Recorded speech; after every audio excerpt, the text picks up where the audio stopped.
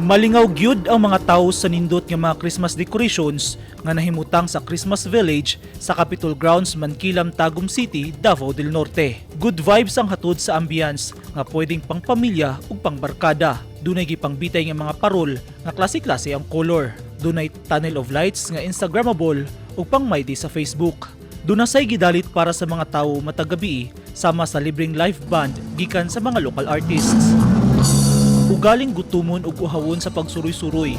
Dunay mapalit nga lami ang mga pagkaon ug pangpabugnaw kay dunay gimontar nga kapin 30 ka mga food stalls sulod sa Capitol Grounds. Sumala sa Davao del Norte Provincial Tourism Office, ikalipay sa mga tawo ang subling pagbalik sa mga aktibidad sa Pasko karong tuiga human ang kapin 2 ka tuig nga naundang tungod sa pandemya. Super feel kaayo no nga ang ato mga tao pag-abot nato pag-open nato atong December 10, although daghan nga mga events po diri sa Tagum City where the capital is located, pero ang mga tao excited gyud kaayo nga mogawas nya.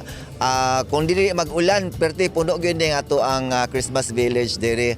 Ang susamang mga aktibidad usa lamang sa mga pamaagi ug lakang sa probinsyal nga gobyerno aron mabalik ang kalagsik sa sektor sa turismo sa probinsya nga apektado sab tungod sa pandemya.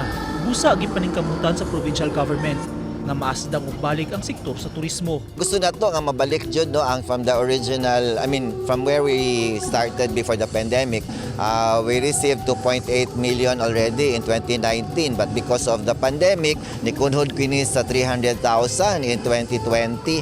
Now in 2021 swerte ta kay nakaabot ta og 1.3 million. So for this year 2022 gusto unta nato nga mabalik bisan pa lamang sa 2019 nga database nato nga 2.8 million.